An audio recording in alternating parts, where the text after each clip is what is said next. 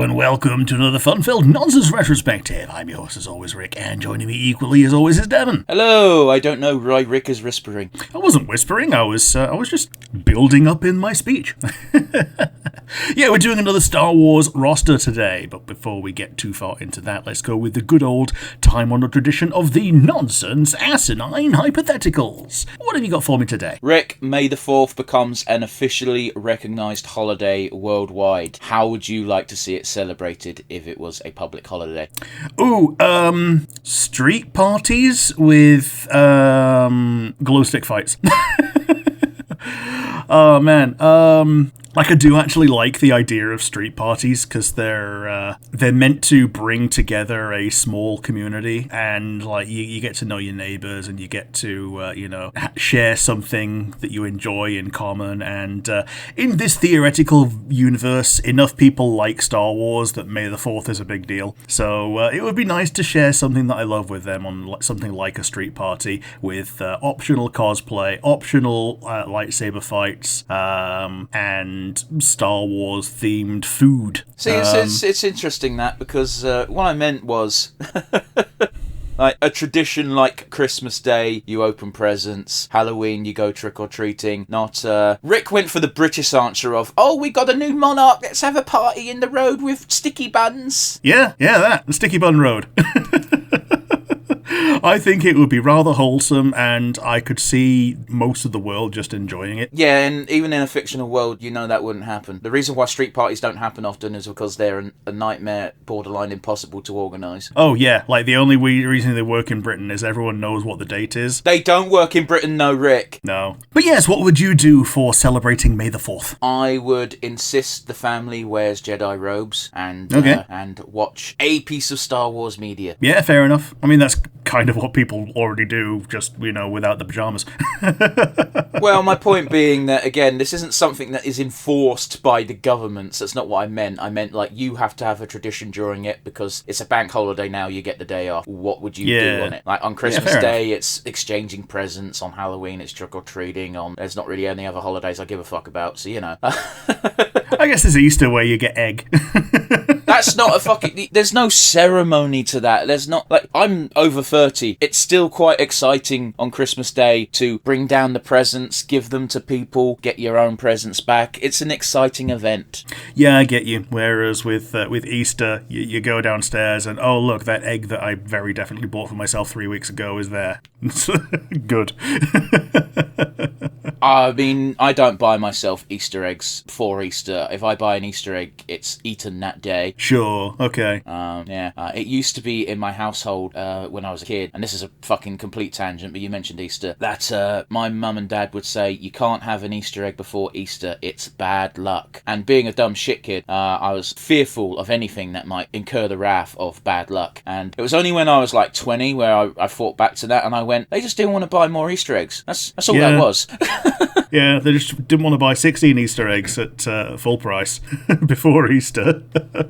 Oh, how little they knew that Easter eggs would be 10, 15 quid in 2025. Oh, yeah, it's grim, ain't it? Rick, what's your question?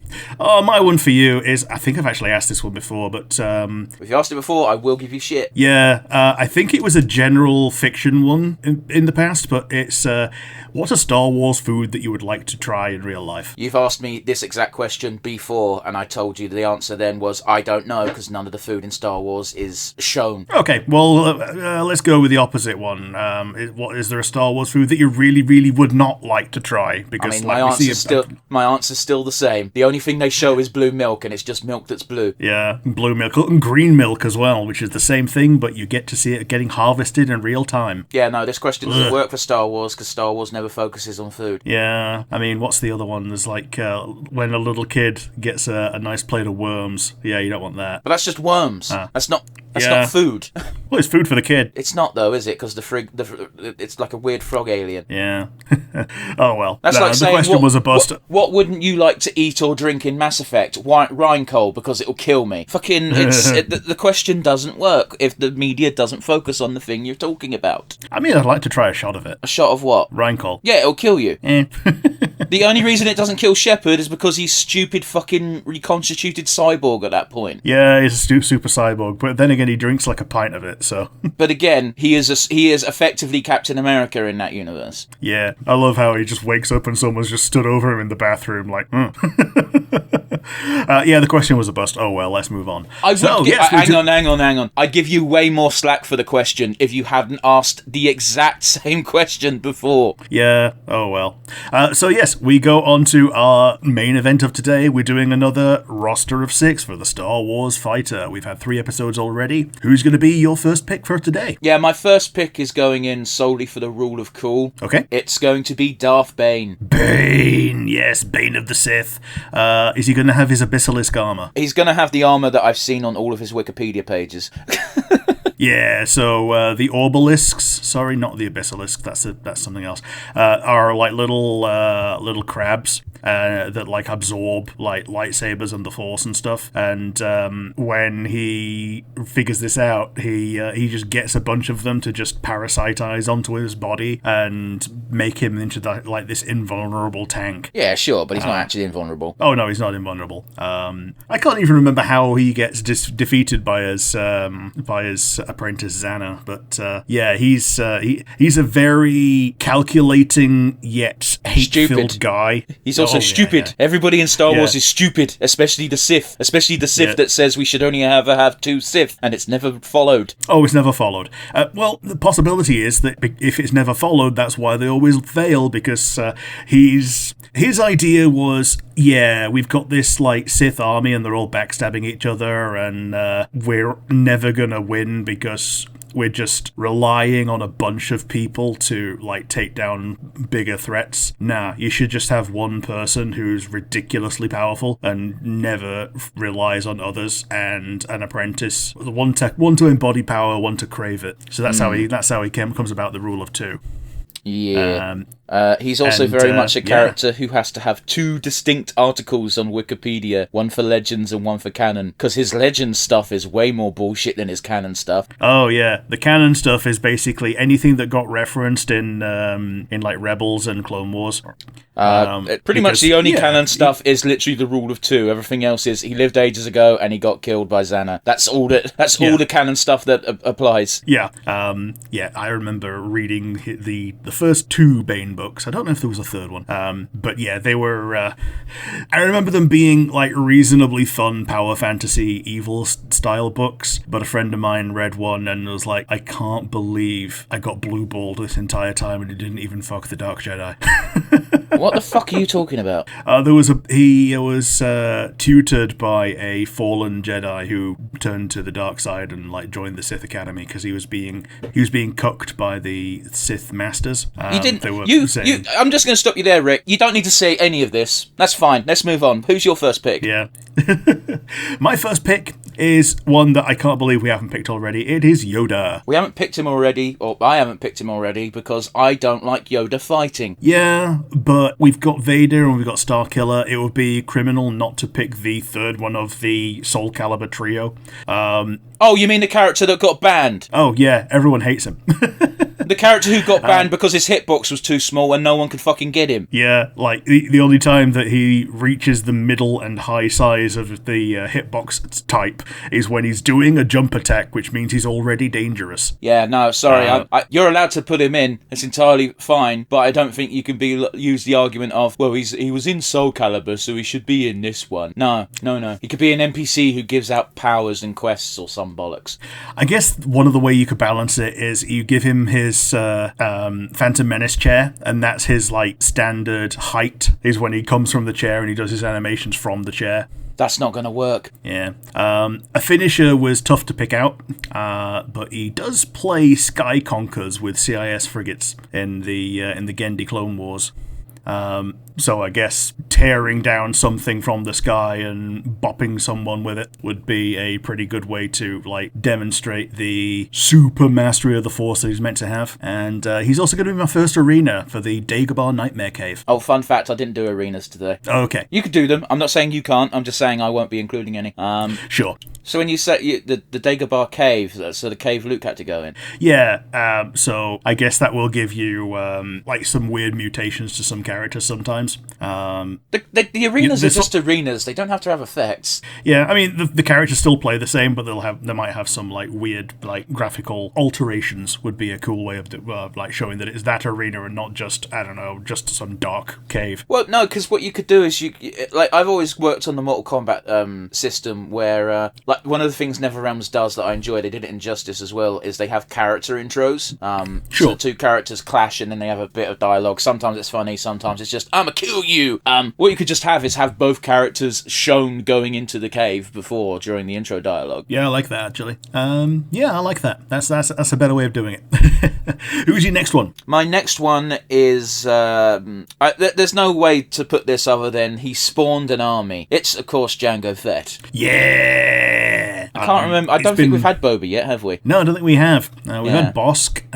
We've had HK-47. We've had Wrecker. No, I know we've had clones before, but I'm pretty sure we didn't have Boba. I feel like Jango should go in before Boba, because I've got to be honest with you, Jango Fett is cooler than Boba Fett. Yeah. He's incredibly interesting as a person, and the only reason Boba is more famous is because he lives longer. And even then, he didn't. Yeah, that was he didn't a big until he got retcon. retconned into doing so. Yeah. Like Jango Django's gets one of the most visceral and cool death scenes in Clone Wars. Attack of the Clones, I should say. Yeah, like he's going toe to toe with Obi-Wan and like winning enough to escape, but then when he's fighting Mace Windu, it's like deflect, behead. Yeah, it's the only downside about that fight scene is you can clearly tell it was done before the Clone Wars TV show was intended to be a thing, because obviously if they knew they were going to do the TV show, I think they probably would have let Jango Fett live between films. But it's so baffling watching that fight because he does not use his flamethrower at all. No, he doesn't use the flamethrower. I think he uses the string, doesn't he? But that like fails. It does not do much against Mace Windu. And the reason why I bring up the flamethrower in particular is because it's something both Boba Fett and Cad Bane do, because they were taught by Jango Fett how to fight Jedi. Yeah, it's so weird that he doesn't use it in that situation, but oh well. I do remember Jango being a lot more fun than Boba to use in Lego Star Wars as well, because twin pistols is more fun than one rifle. It is, but the rifle could blow up more powerful debris. True, fair enough. So it's one of those where twin pistols was better in a fight, but the rifle had more utility. Sure. But, it's neither here nor there, because when you were playing as Jango or Boba, you were playing free mode anyway. Yeah, so you could always have, like, someone else. Exactly, you could just pick whoever the fuck you want at any point at that time. I like Jango. I like his shiny armor. He had shiny armor before Mandalorian. It was a very cool look. He had shades of blue. Yeah, he was like gunmetal and blue. It was like an Iron Hand Ultramarine. Absolutely. And it introduced me to Tamura Morrison, and he is a fucking cool guy. He is a cool guy. Yeah. He is a cool guy. Corone's got some shoes signed by him. Anyone who embraces Star Wars bollocks is okay in my book. Have you ever seen videos of him just living his best life when he's at conventions? Yeah, he's just such a smiley fellow when he's when he's adored, you know. Because there are some grouchy fucks, especially in sci-fi franchises, because it's like, gee, this is what I have to do for the rest of my life, and that's how they look at it. I'm thinking specifically of Leonard Nimoy. Yeah. I am not Spock. Yeah, but obviously he eventually got over that, but it's one of those where it's just nice. As for his finisher, I don't know, man, you could pick anything for his finisher. It would have to be some fancy trick shooting just for funsies, wouldn't it? Yeah, like, I'm assuming that he would have most of those things in his regular kit, but like just doing a combination of a bunch of things as a very definite way to subdue someone is a pretty good way of doing it. Like, maybe even have, like, I know like carbonite guns are a more modern thing, but maybe have that as his way of dealing with things. Like, no. we don't. Yeah, I guess that would be more of a Boba thing, wouldn't it, or a Mando thing? Yeah, I wouldn't agree with that personally. Now I appreciate I'm coming from more of the Mortal Kombat aspect of things, because that's how I tackle fighting games. Mortal Kombat is my favourite fighting game franchise. Sure. But I'm specifically thinking of Erron Black, who was a cowboy who had magic bullets. That doesn't matter how he shoots, it's going to hit his opponent if he writes the name of his opponent on the bullet. That's how that worked. So I'm thinking of all of his fancy trick shots and just giving them to Jango. Sure.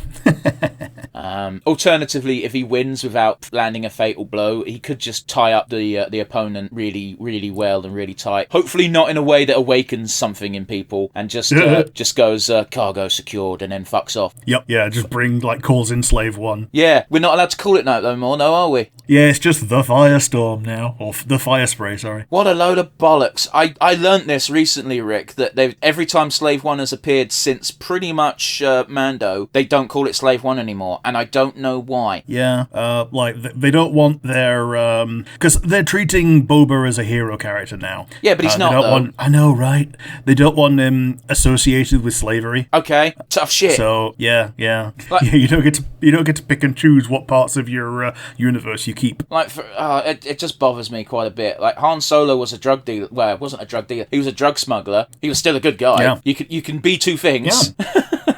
Yeah, both of these things can be true. But yeah, who's getting your number 2? My next one is Master Venestra. She's the green bald lady from Acolyte.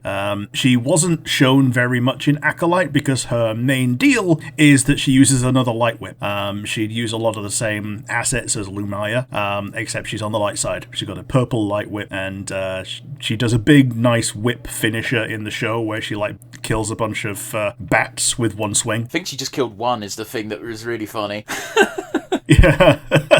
Oh yeah, there was 6 bats and she killed one of them and the other ones were like, fuck this, and left. Yeah, it's one of the things where I didn't much care for Acolyte season 1. I really didn't. I think it needed to have a season 2, but we're not getting it. Yeah, we're not getting it. This is the character who is very definitely going to carry future seasons as a not the Acolyte character. Mm-hmm. And it's a shame, but she's also essentially the main character of the High Republic era, which... Well, I was going to say, she can still show up in other things. Yeah, I don't know anything about the High Republic, to be honest, and she's in the High Republic media. Everything apart from the Acolyte takes place before this, so she's essentially immortal because she shows up now. Okay. I think she's possibly one of the better picks from the Acolyte era / High Republic era to pop in there. I mean, I get you. Anyone who has a unique lightsaber would be great in a fighting game. I keep forgetting his name because it's been a while, but the guy with his very Japanese style of one big sword, one little sword. I love that as well. That's really cool. Yeah. Was that Kimir? It's been so long. I can agree with you, but I don't know for sure. Sure, the sexy Sith guy. Yeah, he was I do remember him having his top off in that one episode and going, "Oh fuck." Yeah, and people were writing articles going, "Yeah, don't shy away from making villains horny. Here you go." I mean, it is kind of implied that that's a non-0% reason why what's her name got tempted. Yeah, and I still to this day absolutely adore fucking the image of Kylo Ren going, "I just don't know, man. I can't do anything right to win her over," and it just cuts to, we're gonna say Kamir's his name. It just says, "I don't know, man. Have you tried not screaming at her?" Yep. Yeah. But yes, who's going to be your next one? You got no idea for a finisher or nothing? Well, she did a big whip finisher in the show, so I guess it just tie someone up with a whip and then just eviscerate them. That's valid. Her whip is implicitly more lethal than Lumaya's one is, weirdly enough, because her whip is very definitely all lightsaber, whereas Lumaya's, it changes depending on the depiction, whether it's more of an electro whip or a lightsaber whip. Yeah, I don't know who Lumaya is. I know you keep bringing her up, but it doesn't mean anything to me. Oh yeah, she's a villain lady from the 70s Star Wars comics. And so super not canon. Yeah, and I picked her for one of my previous picks. Okay, I imagine when you brought her up last time, I was like, Rick, there better be a decent fucking picture of this character somewhere. Yeah, there was. But yeah, who's your next one? My next one's going to be a bit of a weird one for this style of fighting game. It's going to be Crosshair. Okay. Yeah. So normally his forte is not at the distance of fighting that a fighting game is. Yeah, so it's going to be 100% no arguments a zone character. Yeah, if Crosshair gets to this range, he's already on the back foot and losing. Yeah, if you're he'll have some moves so he can do things, but he won't be able to combo or do big damage with them. Yeah, I like the idea of using that little like deployable mirror that he has. Oh, absolutely. I when they showed that scene in the show, even though weirder, harder shots have been made in Star Wars, I was looking at it and going, "Fuck off."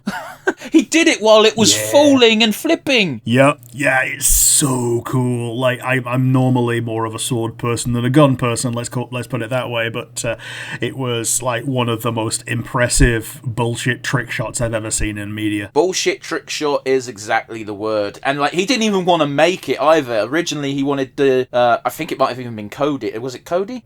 It was Cody or Rex. It would have been Cody then. Obi-Wan's clone. Yeah, sure. Yeah, Cody then. He wanted him to plant it on the wall so he could just go bang bang, but it all went to shit. Like you can play with that.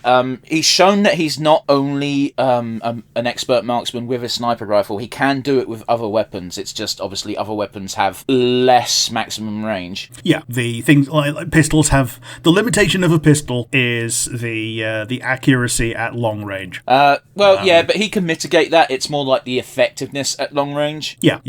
The video game isms. Yeah. As for a finishing move, I'd just have I'd have explicitly good guy Crosshair as the character. Maybe he could have his Imperial look in the in like an alternate outfit. But I'd have the Bad Batch's ship pick him up, put him on a sniper's nest, and then boom, headshot. Sure, and then he leaves. Yeah, target eliminated. And it does it in that snake voice of his. Yeah, target eliminated. Yeah, I love it, yeah. I love it. Alrighty, who's next for you? My next one is a massive fringe pick, but there are pictures of him. Lord Nyax. Is this the guy who ate a planet? No. He is, he looks like he's been designed by a 14-year-old boy. His armor has 6 lightsabers on it. What do you mean? So he's got one on his wrist, one on his elbow, and one on his knee, ×2. But are they actually lightsabers he can use, or what do you mean? Yeah, they're full-on red lightsabers, and he can just turn them on with the Force. Okay, so they're built into the armor. They're not just things he could take out and suddenly he's got more lightsabers. Yeah, you can't take them out. They're in the armor, and he's just a roiling ball of death. So he's more of a brawler than a lightsaber wielder, and he acts that way as well. He's very much a feral thing, because he's had his brain experimented on by his I'm going to say his mother or whatever, and it removes most higher brain function just to boost his Force ability. Okay. I haven't got a picture of this guy in front of me, but I'm picturing the way you described it. So he's the Knight of Fawns. Probably. Well, he just rolls into you, doesn't he? Kinda. Yeah. Well, he can do if he wants. What, Knight of Fawns from Dark Souls, Rick? The guys with the spiked armor? Yeah. So a little bit like that. He can roll into you, but he's mostly just on all fours and just barreling at you, and there's very little way to parry or deal with him without the other 5 lightsabers also being an issue. So yeah, I guess his finisher would be he grapples someone and then just turns on his knee sabers for a close range double insta-kill stab. The way you've described him just makes me hate whoever made him. Oh yeah, he's a book character. Oh no shit! Yeah. So for his arena, I'm bringing in the Yuzantar version of Coruscant, which is it's been bio-assimilated at this point. Didn't you pick another character from this empire before? Yeah. So I think it's interesting. I think it's cool to have multiple people from this era, even if it's had a line drawn under it by Disney. No, I totally get that. But one, I think you used this as an arena before, and two, I remember the other guy because the other guy was also stupid. Oh yeah. Yeah, they're both stupid. But yeah, it's been super corrupted by life, essentially. All of the buildings have fallen to shit, and they're just reclaiming the surface for nature in a weird way. Who's going to be your next one? My next pick is a combo of the Mandalorian and Grogu. Okay, I like this. So yeah, I'm going to give the Mandalorian the forgotten name of the material, Rick. Beskar. The Beskar spear. Yeah. Because so this was one of my backup characters. Was Mando Din Djarin with the Beskar spear. Yeah, because spear movesets. I can't remember what episode it was, Rick, but it wasn't too long ago. It must have been within the last couple of months where I said I'm gay as fuck for spears. Like, I love the spear as a weapon. It's just cool conceptually. At the end of the day, it's just a big stick that says fucking stay away from me. Now, obviously, historically, spears are weird in the fact that you don't really use them in one-on-one fights, because that's not what they're made for. They're made for spear walls. But I digress. Whenever you see any fucking martial arts or choreography using a spear, they always use cool fucking spinny awesome moves that Guan Yu would use. Yeah, they do the Guan Yu. Basically, they do quarterstaff moves with a pointy stick on the end. Absolutely, man. It's very cool. I love it. I really do. I can't think of any other spears off the top of my head in the Star Wars universe, so this instantly just gives us a it instantly diversifies the movesets that we have in the game. Sure. I'm guessing Grogu would essentially be like a support character that's used for a couple of moves and then just fucks off. Okay, so in Mortal Kombat, there's a character called Ferritor, which is 2 characters. Right. So what I'd have is Grogu would be in like a backpack on Mando's back. Sure. So Banjo-Kazooie. If you like, you made it dumb. Fine. He'll be in the background in his little ball, and whenever Mando does a grab, instead of Mandalorian grabbing it, it's just Grogu being scared for adopted dad, so he uses like the Force to hold the person still while Mando does moves. Yeah, like a Force freeze. I like that. So, like Mando could have command grabs that way, if you think about it. Sure. So I quite like that. Yeah. I like the idea of a non-Force user having essentially a ranged command grab. Oh yeah, it's not the worst idea in the world. I do have good ideas sometimes. Yeah, yeah, you do. As for a finishing move, like I remember the end of the fight between Moff Gideon and Mando with spear. I would just have him parry away a weapon, whether it be a lightsaber or a gun, and then you could have it be non-lethal if you want, and have a Gideon situation where the other character surrenders, or you could just say fuck it and have that finishing blow. However you want to play it out. Being a Mortal Kombat player, I don't shy away from gruesome death scenes. Yeah, I like the idea that both the spear and the armor are both so bullshit that he can just tank through anything with it. So anybody that throws an otherwise lethal blow at him could just be scripted into this animation. Yeah, well, it's a video game at the end of the day. Like, health bars exist, and it's why we can't have fun with Star Wars games. Yeah. You can't have a lightsaber that feels like a lightsaber. It has to feel like a box cutter. But one of the best things a game did was, and I can't remember what game it was. I just can't remember. But there was a cheat code or a debug menu thing that just made the lightsaber have real physics, and it made the game 10 times more fun. Oh yeah, Dark Forces 2 Jedi Knight. The cheat was realistic lightsaber combat. But there you go then. And yeah, because you would just attack a stormtrooper and limbs would go flying. Yeah, you just chobble them immediately. If you get up there and you've been able to parry all the guns until then, yeah, you just chobble them. It's fantastic. Yeah. The downside being though is that the lightsaber physics also apply to enemies. So if you fight someone else in a lightsaber duel, those fights don't last long, one way or the other. Nope. But yeah, I digress. Grogu and Mando is my next pick. Who is yours? Mine is there are male and female models for the character, but they play the same. It's going to be Revan. Yeah. No, that's an easy one. You just have a palette swap as an alternate costume. Not a palette swap, but a model swap for alternate costumes. Yeah. They are typically shown with a red lightsaber and a purple one. The purple one is the Sith one, and the red one looks really awful and evil, but that's technically their Jedi one. Yeah, I like the idea of Darth Revan in the... I've never played KOTOR, but I know the big twist, so... Yeah.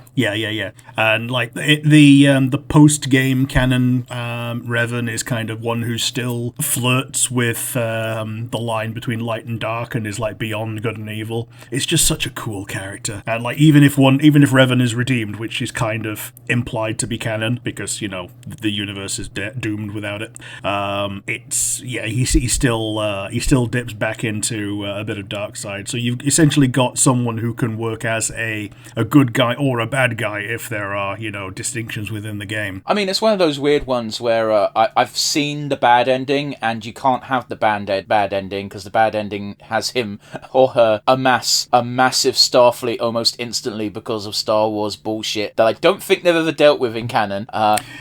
Basically 3D printing an armada for him.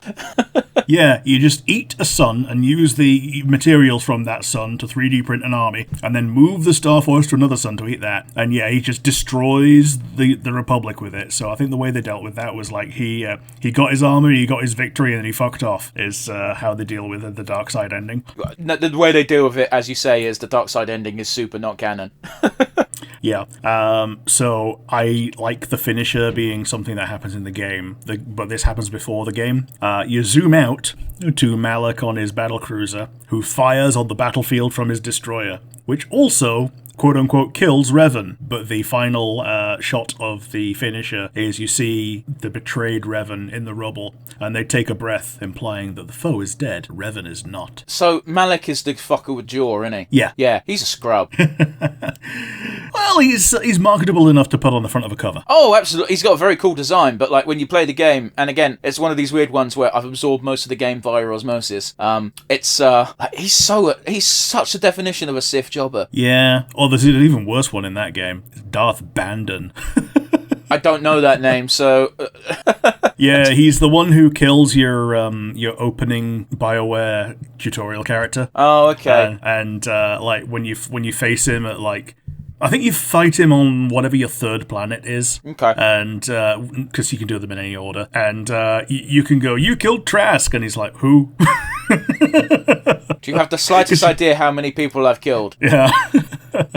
But yeah, he's just some bald Sith guy who's now Malak's new apprentice, and yeah, he's a ridiculously jobby jobber. And then you get to Malak himself at the end, and the only reason that he's actually any of a challenge is that he pauses the fight to eat people, and after he's done that once, you get the choice of, do I try and burst him down myself, or do I just kill all the people so he can't do that again? That's a very neat conundrum to put yourself in, because you're basically going, I can make this fight harder than for myself, or I can just take the... Because if you're not good enough to burst him down yourself, all those people will die anyway. But at the same time, if you're a good person, you've got to try. Yeah. The implication is that, yes, this is the way that they deal with light and dark side choices, even within the confines of the final boss, and it's really cool, and I like it. I miss old BioWare, Rick. Yeah, me too. Man, this would have been like one of the last things they did before EA as well.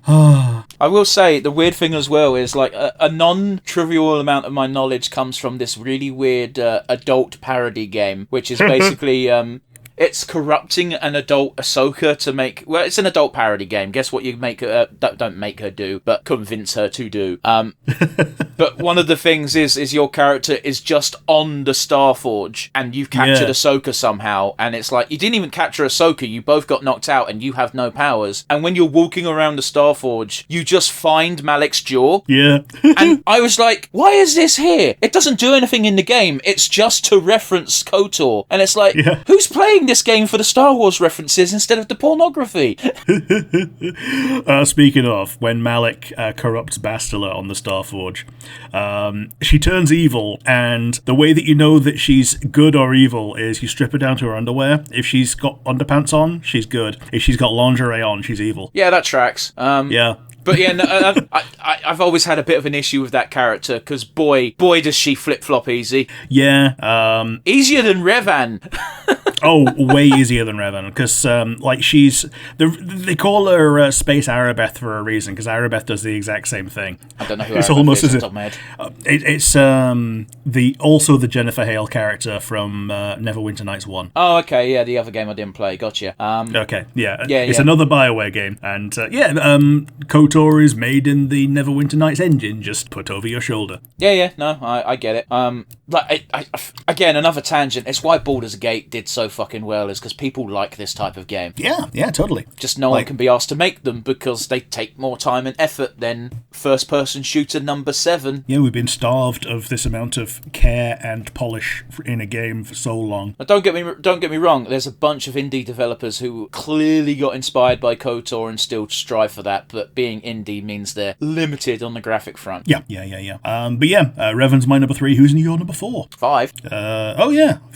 So that would have been your number number 4 was Yeah, Revan. Revan's my number 4. Who's your number 5? Okay, no, that's not a problem, by the way. I was just like, shit, did I miss one? Yeah, no, my number 5 is my favourite bounty hunter in the Star Wars universe, hands down, and it is, of course, Cad Bane. Yeah, he's a big enough deal to get his own deck in Villainous. I really like Cad Bane. He is so cool in the Clone Wars. I can't believe he made it out. Oh yeah, totally.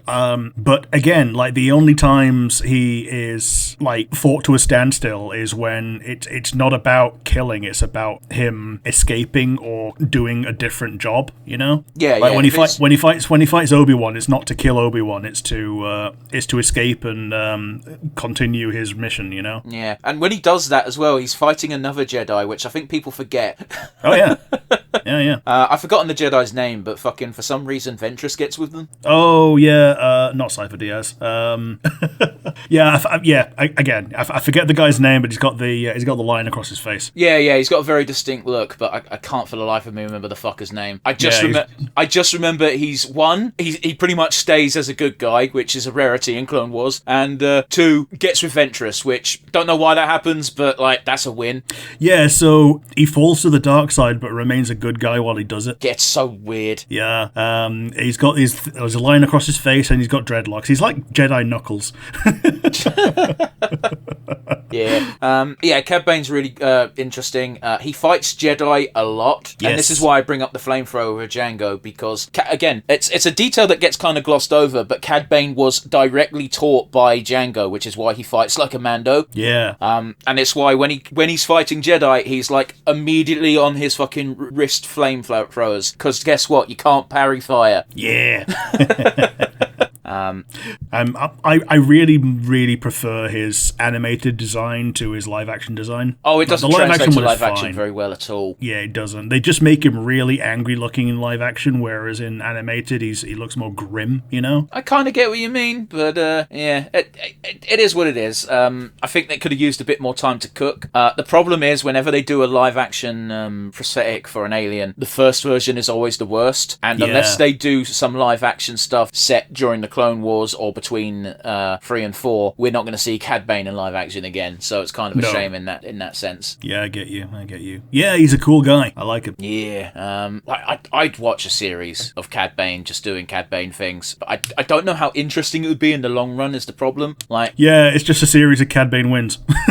You mentioned before we started recording that they did Tales of the Underworld or something, right? Yeah, I think Tales of the Underworld is the new one that came out this month. Yeah, so if that follows the other Tales formulas where it's that they focus on 2 characters for the 6 episodes, 3 episodes each, 10 minutes an episode, that would work for Cad Bane. Yeah, I think one of the characters is Ventress, so being like Ventress and Cad Bane would be like an absolute win for a series like that. I don't know if I'd call Ventress Underworld, but I guess she'd have to be if it's set during the Empire. Yeah, in the Empire period, she's very definitely like a super fugitive. Oh, well, she's a fugitive in the sense that if the Empire found her, she'd be in trouble, but I don't think the Emperor knows that she's alive. Oh, totally not. Yeah.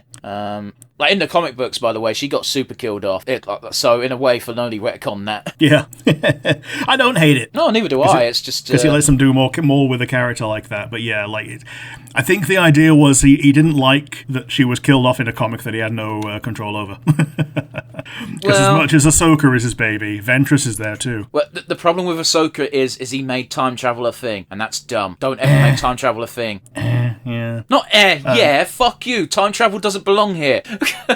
Actually, Ventress started in the Gendy one, didn't she? The Gendy one? Yeah, the Gendy Clone Wars. Oh yeah, she's in episode 1. Yeah. The dark side is strong with me, for I am Sith. Oh god, fuck off. The very first episode is her matching wits with Yoda. Yeah, okay. Well, I say that. Yoda has to go through a jungle to reach the planet Governor, and the Governor is currently speaking to Ventress. I don't remember how the episode happens. I stopped watching. I got bored. That's how bad early Clone Wars was. Oh, that's 3D Clone Wars. I'm talking about the Gendy Tartovsky 2D Clone Wars. I don't think she was in that. She was. She was killed off in that episode.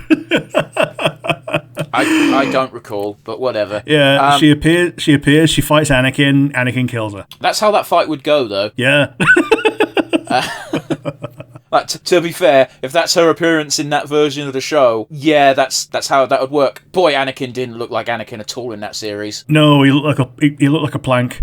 He didn't look good at all, which is weird because a lot of other characters got done really well. Grievous in that style looks fucking awesome. Grievous in that style is like most people's impression of Grievous, and that's why people were so disappointed when Revenge of the Sith actually came out, because they were like so hyped up to see the Gendy Grievous just kick the shit out of things, and then they got this asthmatic guy. Yeah, well, George is going to George things up. Yeah. Anyway, I respect it a little bit because a lot of the behind-the-scenes commentary on Grievous was always the same, and it was, we wanted a character like this, but we didn't want to do Vader again. And it's like, Vader is very unique. It's going to be very difficult to accidentally do a shit Vader, Kylo Ren. Yeah. Anyway, I digress. So they decided that like one of the biggest things about Vader was his breathing issues. So they made Grievous do a cough.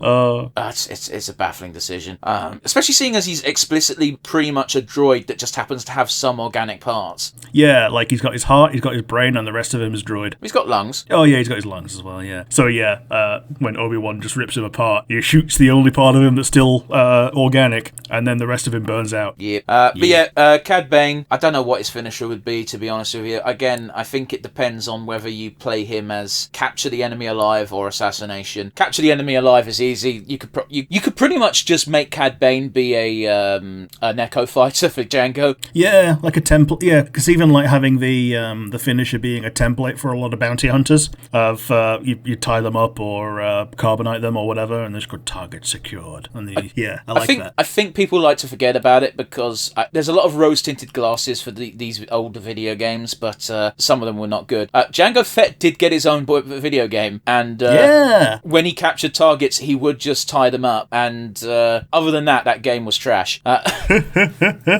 But yeah. Man, you're saying the only good thing about the game was that Django would tie people up. Well, yeah, but I mean, it means that when you capture a bounty, it is acceptable in that universe to just tie them up. Yeah, right. But yeah, I digress. I don't think even Django ties them up. I think he's got a special bullet on his gun that makes him fire a rope that does it for him. The tie them up bullet gun.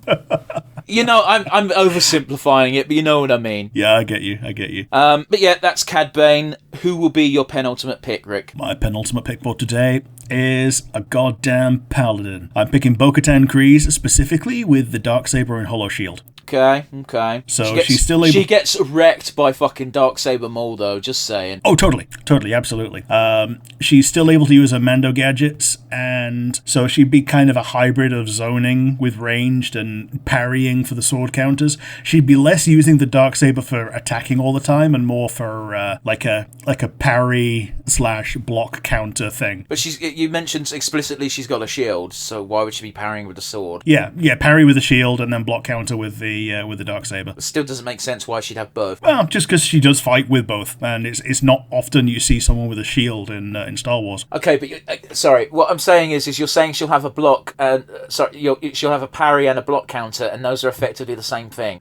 Okay, fair enough. But yeah, she's I think she's a cool character that like I like having like saber wielders that are not force users as well. So her ranged abilities are all gadgets, which are shared with a bunch of other Mando characters that some of which we brought up today. Yeah, you can't give her any overpowered ones, but yeah, you can give her the generic stuff.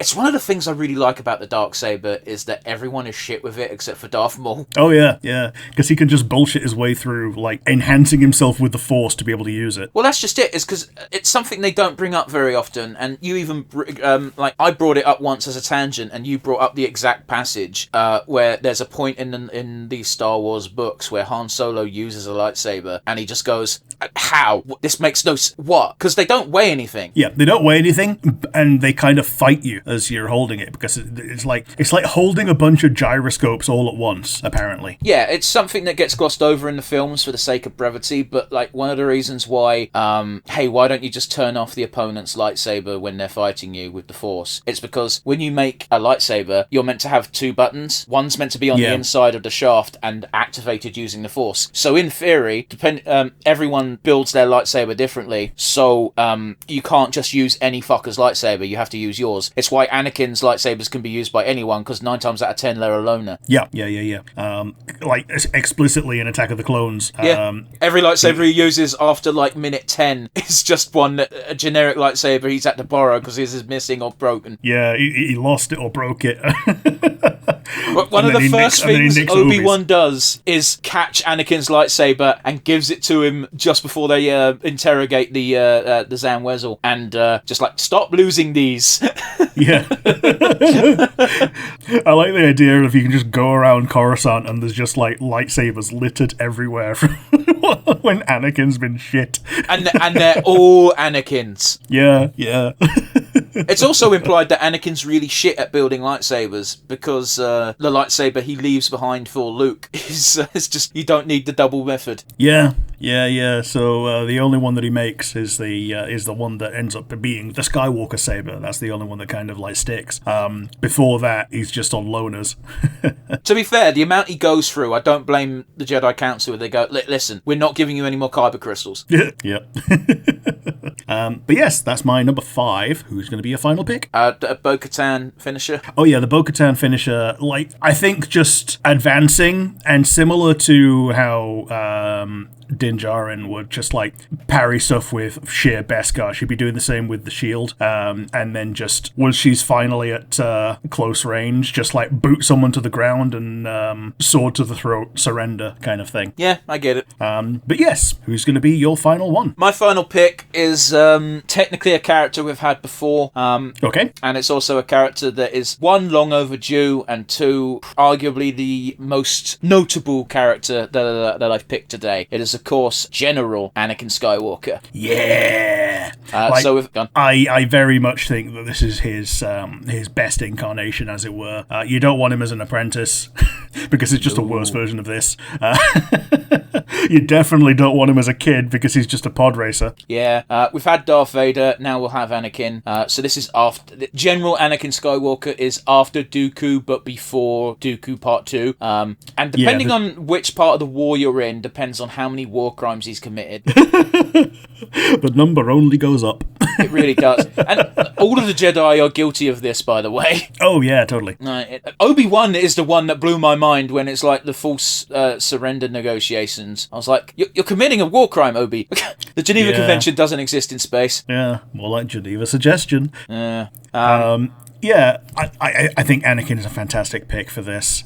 You get to show him doing the Force in a very cavalier way, up to and including probably Force choking someone and maybe stopping. Oh, you see, I'm glad you brought it up, because I think his finisher would be, depending on who he's fighting, he'll do the old Skywalker special of cutting off a hand and being like, yep, that's it, I've taken you for the Republic, blah, blah, blah, blah. And if like have special flags for if he's got if he's up against someone he does not like. So, for example, Darth Maul maybe, and he just starts Force choking them, and you get to that point where the character that's getting choked is like, he's not actually going to do it, and then getting the realization dawning on them just as they get that last moment snuffed out. Yeah, and you can have it where he drops to his knees and goes, "What have I done?" or whatever. Or no, doesn't even think about it. You've got to bear in mind he does that in the movie because George Lucas is a terrible writer.